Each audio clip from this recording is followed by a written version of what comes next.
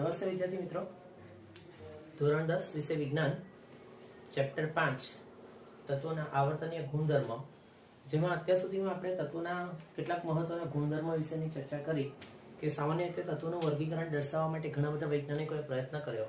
જેમાંના સૌથી પહેલા વૈજ્ઞાનિક હતા ડોબેનિયન, જેમણે સૌથી પહેલા તત્વોની ત્રિપુટીનો નિયમ આપવાનો પ્રયત્ન કર્યો.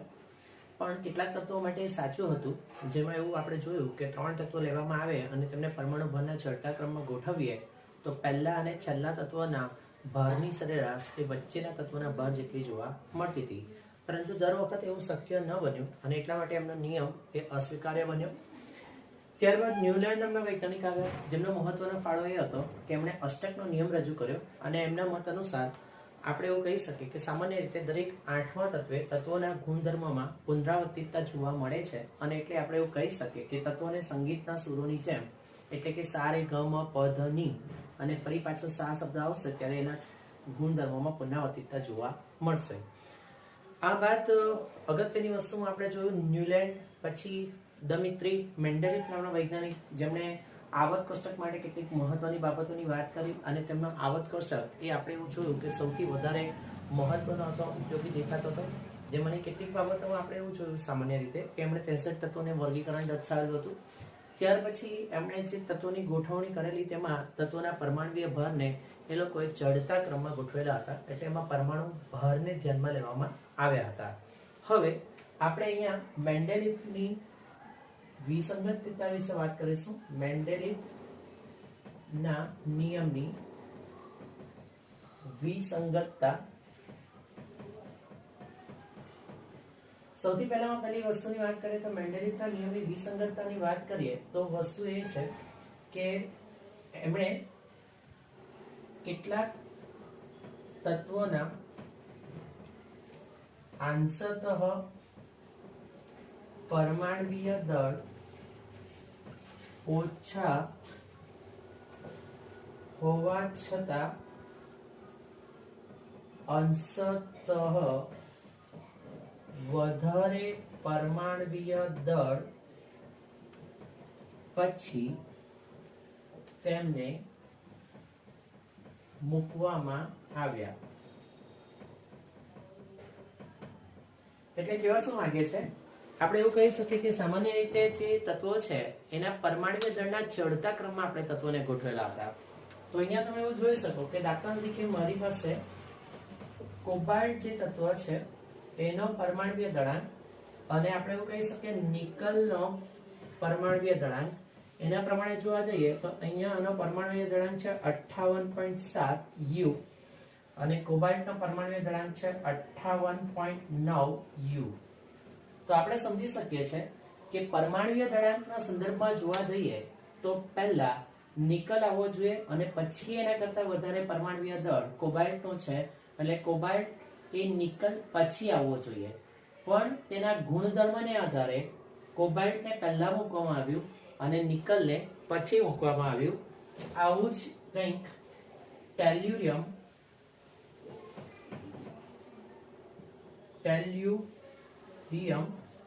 અને આયોડિન માં પણ જોવા મળ્યું.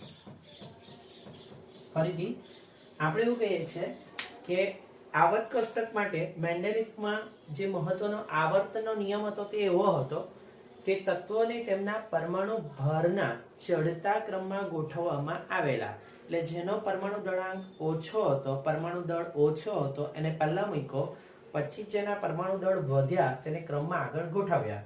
તો અહીંયા એવું જોવા મળ્યું કે કોબાલ્ટ જે છે જેનો અંશતઃ પરમાણ્વીય દળ એ કેવો છે, વધુ છે કોના કરતા? નિકલના અંશતઃ પરમાણ્વીય દળ કરતા. તો આનો અંશતઃ પરમાણ્વીય દળ 58.7 છે અને આ 58.9 છે. તો પહેલા નિકલ મુકાવવો જોઈએ, પછી કોબાલ્ટ મુકાવવો જોઈએ. પણ આધુનિક આવર્ત કોષ્ટકમાં જોશો તો આપણે એવું જોઈએ છે કે 27 નંબર એ કોનો છે? આપણે એવું કહી શકીએ કોબાલ્ટનો છે અને 28 નંબરનું તત્વ એ નિકલ છે. બરાબર છે. બીજું આપણે એવું કહી શકીએ કે સામાન્ય રીતે કેટલાક તત્વો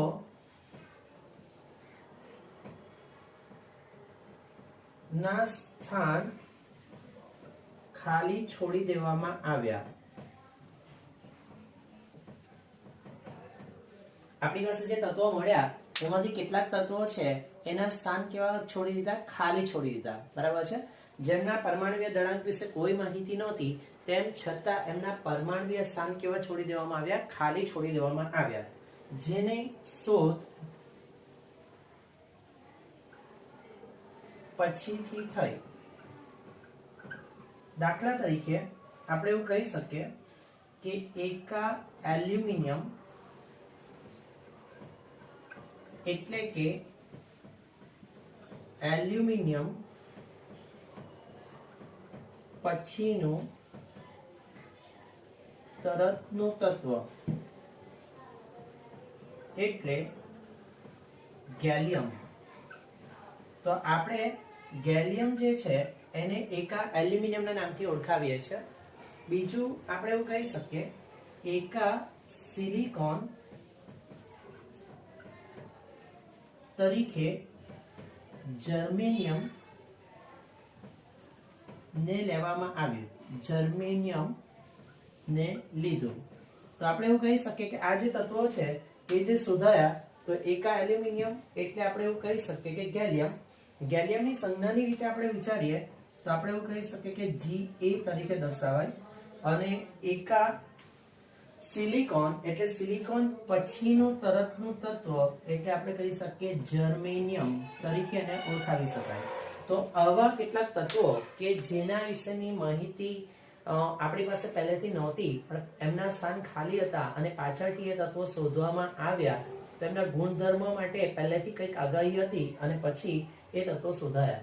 તો આ મેન્ડેલિફના આવર્ત કોષ્ટકની જે વિસંગતતા જોવા મળી કે જેમાં તમે એવું જોઈ શક્યા કે મેન્ડેલિફે જે તત્વોને પરમાણુ દળાંકના ચડતા ક્રમમાં ગોઠવેલા તો એમાંથી કેટલાક તત્વોના પરમાણુ દળ એ ઓછા હોવા છતાં એ પછી આવ્યા અને વધારે પરમાણુ દળ વાળા તત્વો પહેલા મૂકવામાં આવ્યા. એવી રીતના ટેલ્યુરિયમ અને આયોડિનના કિસ્સામાં પણ આવું જ કંઈક થતું જોવા મળ્યું. હવે આપણે અગત્યની વસ્તુ જે શીખવાની છે તે મેન્ડેલિફનો આવર્ત કોષ્ટક જે છે એને આધારે કઈ મહત્વની બાબતો થતી જોવા મળી. તો આપણે એવું કહી શકીએ કે મેન્ડેલિફના આવર્ત કોષ્ટકની મહત્વતા અથવા તો એને કારણે એવું જોવા મળ્યું કે તત્વોના પરમાણુય દળ જે છે એ ફરીથી ચેક કરવામાં આવ્યા. બરાબર છે. કે બધા તત્વો છે એના પરમાણુય દળોને ફરીથી એ દરેકે દરેક વૈજ્ઞાનિકોએ ચકાસવાનું ચાલુ કર્યું. એટલે પરમાણુય દળ વિશેની માહિતી ખાસ મેળવવામાં આવી. બીજી મહત્વની વસ્તુ એ થતી જોવા મળી કે સામાન્ય રીતે નિષ્ક્રિય તત્વો જેને માટે આપણે એવું કહી શકીએ કે હિલિયમ, નિયોન અને આર્ગોન જેને સંદર્ભ તરીકે ઘણી બધી જગ્યાએ આપણે ઉપયોગમાં લેતા હતા પણ આપણે એવું કહી શકીએ એ પછીના તત્વો વિશેની માહિતી આપણી પાસે એટલી નહોતી. એનું કારણ એ હતું કે નિષ્ક્રિય તત્વો હતા અને એટલા માટે એ લોકોના ગુણધર્મ વિશે કોઈ માહિતી પ્રાપ્ત થઈ નહોતી. પરંતુ ફાયદો એ થયો કે નિષ્ક્રિય તત્વો જે હતા તેમને આવર્ત કોષ્ટકમાં એક અલગ સમૂહમાં મૂકવામાં આવ્યા અને તે સમૂહ નંબર 8 અથવા તો આધુનિક આવર્ત કોષ્ટક પ્રમાણે સમૂહ નંબર 18 માં મૂકવામાં આવ્યા. તો આપણે એવું કહી શકીએ કે મેન્ડેલિફના આવર્ત કોષ્ટકને આધારે નિષ્ક્રિય વાયુ સમૂહ તત્વો છે એમની શોધ પર ધ્યાન આપવામાં આવ્યું અને એમાંના કેટલાક તત્વો શોધી કાઢવામાં આવ્યા. તો પરમાણુય દળાંક છે એના વિશે માહિતી મેળવવામાં આવી. બીજું અગત્યની વસ્તુ એ હતી કે જે તત્વો નહોતા શોધાયા તેમના સ્થાન ખાલી છોડી દેવામાં આવ્યા અને તેથી એ ખાલી સ્થાન વાળા જે તત્વો છે એમના ગુણધર્મ વિશે પહેલેથી શું કરી શકાતી હતી? આગાહી કરી શકાતી હતી. દાખલા તરીકે આપણે એવું કહી શકીએ કે એલ્યુમિનિયમ છે એના પછી પહેલા એ સમૂહના તત્વોનો વિચાર કરીએ તો એમાં આવેલા તત્વો કંઈક આવા હતા: boron, aluminium, gallium, indium, thallium. તો આપણે એવું કીધું કે એલ્યુમિનિયમ પછીનું તત્વ ગેલિયમ તે શોધાયું ન હતું, એનું સ્થાન ખાલી હતું, પણ ઇન્ડિયમ અને થેલિયમ શોધાયા. તો આપણે એવું કીધું કે આના ગુણધર્મ જાણીતા હતા, આના ગુણધર્મ જાણીતા હતા. તો અહીં આપણે ચોક્કસ ગુણધર્મ ધરાવતા તત્વો શોધી કાઢવામાં આપણને સરળતા રહી. બરાબર. ચાલો, તો આ મેન્ડેલિફના આવર્ત કોષ્ટકની આપણે એના દ્વારા શું આપણને ફાયદો થયો તેના વિશેની વાત છે. આ મેન્ડેલિફના આવર્ત કોષ્ટકની વિસંગતતા છે ને હવે અગત્યના સવાલ વિશે વાત કરીશું કે મેન્ડેલિફના આવર્ત કોષ્ટકની મર્યાદા શું છે. તો સૌથી પહેલામાં પહેલું મેન્ડેલિફના આવર્ત કોષ્ટકની મર્યાદા. તો એ શું કહેવા માંગે છે એના વિશે વાત કરીએ. હવે મેન્ડેલિફના આવર્ત કોષ્ટકની મર્યાદામાં સૌથી પહેલામાં પહેલું હાઇડ્રોજનનું સ્થાન એ અનિશ્ચિત હતું. ફરીથી મેન્ડેલિફના નિયમની મર્યાદા, એના મર્યાદાની વાત કરતા હોય તો આપણે લખી શકીએ કે હાઇડ્રોજન, સૌથી પહેલામાં પહેલો મહત્વનો મુદ્દો, હાઇડ્રોજનનું સ્થાન અનિશ્ચિત માલુમ પડ્યું. ચાલો પ્રશ્ન એ થાય કે હાઇડ્રોજનનું સ્થાન કેમ અનિશ્ચિત થયું? તો આપણે એવું કહી શકીએ કે હાઇડ્રોજન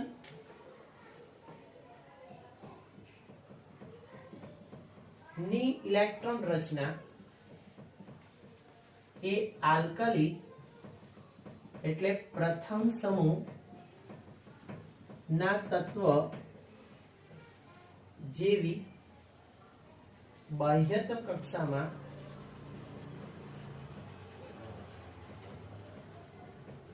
જોવા મળે. બરાબર, હાઇડ્રોજન છે એની અંદર આપણે એવું કીધું કે એની જે બાહ્યતમ કક્ષાની ઇલેક્ટ્રોન રચના છે એ આલ્કલી સમૂહ એટલે કે પહેલા સમૂહના તત્વ જેવી જોવા મળી, કે જે દરેકની બાહ્યતમ કક્ષામાં એક ઇલેક્ટ્રોન હતો. તો હાઇડ્રોજનની પણ બાહ્યતમ કક્ષામાં કેટલો ઇલેક્ટ્રોન હતો? એક ઇલેક્ટ્રોન હતો. અને તેથી તેને પ્રથમ સમૂહમાં મૂકી શકાય. તેથી પ્રથમ સમૂહમાં મુકાય. બરાબર, હવે તેના સંયોજનો આલ્કલી તત્વને મળતા આવે છે. દાખલા તરીકે આપણે એવું કહી શકીએ, આપણી પાસે હાઇડ્રોજનના સંયોજન છે અને અહીંયા આલ્કલી તત્વના સંયોજન છે. બરાબર છે. હાઇડ્રોજનમાં આપણે એવું કહી શકીએ HCl મળે તો NaCl, આલ્કલી તત્વ એટલે કોણ? સોડિયમ. તો સોડિયમ ક્લોરીન સાથે પ્રક્રિયા કરશે તો NaCl મળશે અને હાઇડ્રોજન ક્લોરીન સાથે પ્રક્રિયા કરશે તો HCl મળશે. હાઇડ્રોજન સલ્ફર સાથે પ્રક્રિયા કરશે તો H2S મળશે. તેવી રીતના સોડિયમ સલ્ફર સાથે પ્રક્રિયા કરશે તો Na2S મળશે. હાઇડ્રોજન ઓક્સિજન સાથે પ્રક્રિયા કરશે તો H2O મળશે. તો સોડિયમ ઓક્સિજન સાથે પ્રક્રિયા કરશે તો Na2O મળશે. એટલે તમે એવું જુઓ છો કે હાઇડ્રોજન જે છે એની હેલોજન સાથેની પ્રક્રિયા અથવા સલ્ફર સાથેની પ્રક્રિયા અથવા ઓક્સિજન સાથેની પ્રક્રિયા એ આલ્કલી તત્વ સાથે શું થાય છે? મળતી આવતી જોવા મળે છે. અને તેથી આપણે એને કયા સમૂહમાં મૂક્યું? પ્રથમ સમૂહમાં મૂકવા માટેનું વિચાર્યું. હવે આપણે એવું કહી શકીએ કે હાઇડ્રોજન છે એ ધાતુ અને અધાતુની જેમ આયનિક અને સહસંયોજક બંધ બનાવે છે. ફરી પાછું, હાઇડ્રોજનમાં ધાતુ તત્વની જેમ આયનિક બંધ બને. આયનિક બંધ એટલે ઇલેક્ટ્રોનની આપલે દ્વારા રચાતો બંધ.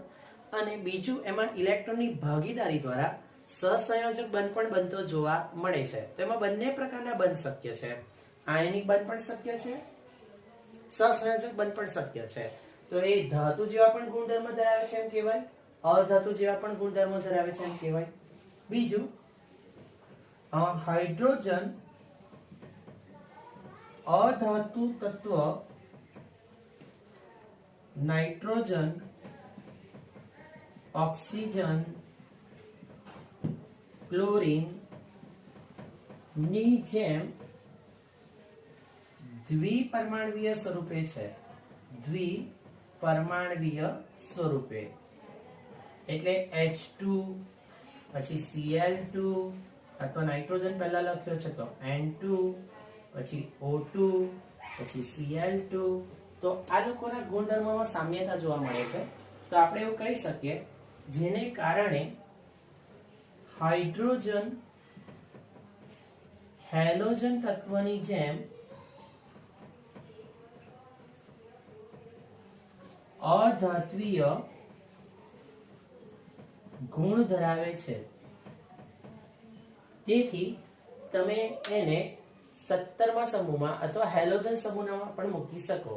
તો આપણે એવું કહી શકીએ આમ કેટલાક ગુણધર્મ એવા છે કે જે એને પહેલા સમૂહમાં મૂકવા માટે વાત કરે છે.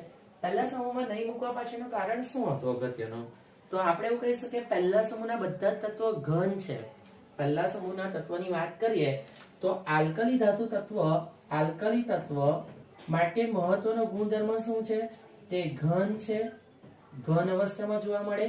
બીજી વસ્તુમાં આપણે એવું કહી શકીએ કે એક પરમાણ્વીય છે અને ધાતુ છે. જ્યારે હાઇડ્રોજન માટે વિચારશો, હાઇડ્રોજન માટે તો એ ઘનની જગ્યાએ વાયુ છે, એક પરમાણુની જગ્યાએ દ્વિપરમાણવીય છે અને ધાતુની જગ્યાએ અધાતુ ગુણધર્મ ધરાવે છે.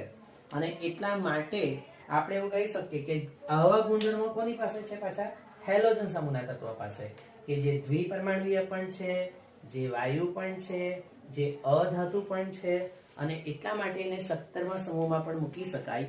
આમ હાઇડ્રોજનનું આવર્ત કોષ્ટકમાં સ્થાન એ નિશ્ચિત નથી, અથવા બીજા શબ્દમાં કહીએ તો અનિશ્ચિત સ્થાન ધરાવે છે એવું કહી શકીએ. ફરીથી, હાઇડ્રોજનનું આવર્ત કોષ્ટકમાં સ્થાન એ નિશ્ચિત નથી, પરંતુ તે અનિશ્ચિત સ્થાન ધરાવે છે એવું આપણે કહી શકીએ. ચાલો, તો આ એક મહત્વનો મુદ્દો થયો કે જે મેન્ડેલિફના નિયમની મર્યાદા છે, કે જેમાં આપણે એવું કહી શકીએ કે હાઇડ્રોજનનું સ્થાન એ કેવું માલુમ પડ્યું? અનિશ્ચિત માલુમ પડ્યું. ચાલો, બીજી મહત્વની વસ્તુની વાત કરતા હોય તો સમસ્થાનિકોનું સ્થાન દર્શાવવા માટે એ અસમર્થ હતો. તે પણ જોઈ લઈએ આપણે. તો આપણે એવું કહી શકીએ સમસ્થાનિક નું સ્થાન દર્શાવવા માટે અસમર્થ હતો. બરાબર છે? ચાલો, હવે એ કેવી રીતે દર્શાવી શકાશે? તો આપણે એવું કહી શકીએ સમસ્થાનિકો જે છે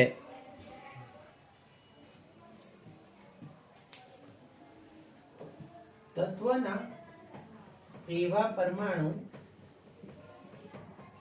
કે જેના પરમાણુ ક્રમાંક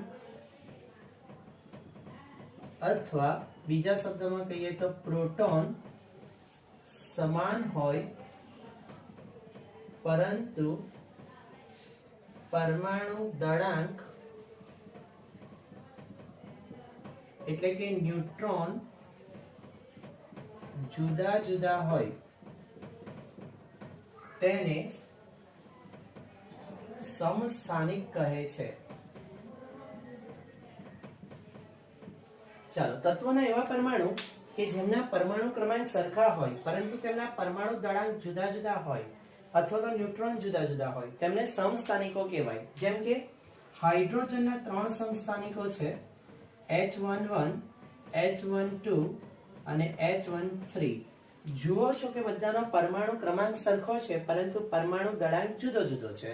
અથવા આમાંથી આ બાદ કરીએ તો આપણને ન્યુટ્રોન સંખ્યા મળે. તો આમાં ન્યુટ્રોન 0 છે, આમાં ન્યુટ્રોન 1 છે અને આમાં ન્યુટ્રોન 2 છે. બીજું, ઓક્સિજનના સમસ્થાનિકો 816, 817 અને 818. તો આમાં પણ તમે જુઓ છો પરમાણુ ક્રમાંક સરખા છે. આ 3 સમસ્થાનિકો હાઇડ્રોજનના કહેવાય અને આ ઓક્સિજનના સમસ્થાનિકો કહેવાય. હવે સમસ્થાનિકો માટે આપણે એવું કહી શકીએ કે તેમના રાસાયણિક ગુણધર્મ સમાન હોય છે, તેથી તેમને એક જ સમૂહમાં મૂકી શકાય,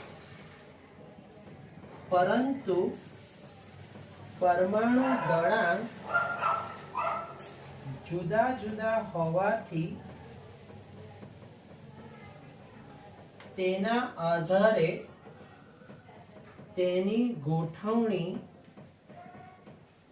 શક્ય ન બની. ફરીથી સમજો, આપણી પાસે જે આવર્ત કોષ્ટક છે એની અંદર તત્વોને તમે પરમાણુ ભારના ચડતા ક્રમમાં ગોઠવેલા છે. હવે ધારો કે સમજો કે હાઇડ્રોજન છે એની નીચે લિથિયમ મુકાઈ ગયો, લિથિયમની નીચે સોડિયમ મુકાઈ ગયો, તો તો હાઇડ્રોજન H11 છે, લિથિયમ 3 7 છે અને સોડિયમ 11 23 છે. બરાબર છે. હવે હાઇડ્રોજનનો બીજો જે સમસ્થાનિક છે H12, એના પણ ગુણધર્મ એ કોના જેવા હોય? આ હાઇડ્રોજન જેવા જ હોય. તો એને આની સાથે લાઈનમાં મૂકવું શક્ય નથી બનતું. બીજું, એ લોકોને પરમાણુ ભારના મેન્ડેલિફના આવર્ત કોષ્ટકમાં તત્વોને પરમાણુ ભારના ચડતા ક્રમમાં ગોઠવેલા. તો H11 પછી H12 મૂકવો પડે અને H12 પછી H13 મૂકવો પડે અને પછી આપણે એવું કહી શકીએ કે બાકીના તત્વો વિશે માહિતી મળી શકે. પણ તેવું અહીંયા શક્ય ન બની શક્યું, કારણ કે તમે સમજો છો કે દરેકે દરેક તત્વો જે છે હાઇડ્રોજનના સમસ્થાનિકો એને એક સાથે મૂકી નહીં શકાશે, કારણ કે બધાના રાસાયણિક ગુણધર્મ સરખા છે તો એક જ સમૂહમાં મૂકવા પડે. પરંતુ પરમાણુ દળાંક પ્રમાણે ગોઠવવા જઈએ તો એવું શક્ય બનતું નથી. અને એટલા માટે બીજી મહત્વની મર્યાદા છે કે સમસ્થાનિકોનું સ્થાન દર્શાવવા માટે તે કેવો હતો? અસમર્થ હતો. અને છેલ્લી અને ત્રીજી મહત્વની મર્યાદા એ હતી કે સામાન્ય રીતે તત્વો જે છે એના પરમાણુ દળમાં અનિયમિતતા જોવા મળતી હતી. ફરીથી, તત્વના પરમાણુ દળમાં અનિયમિતતા હતી. તેથી ખાલી છોડેલા સ્થાનમાં કેટલા પરમાણ્વીય દળ અને કેટલા તત્વ આવી શકે તેની માહિતી આપવામાં ન આવી. બરાબર છે. ચાલો, ત્રીજી મહત્વની મર્યાદા શું છે કે મેન્ડેલિફના આવર્ત કોષ્ટકની અંદર જે તત્વો નહોતા શોધાયા એના સ્થાન ખાલી છોડી દીધા. ઓકે, ખાલી છોડાયેલા જે સ્થાન હતા એ સ્થાનની અંદર એક દરેકે દરેક તત્વોના પરમાણુ દળાંક તો અનિયમિત હતા.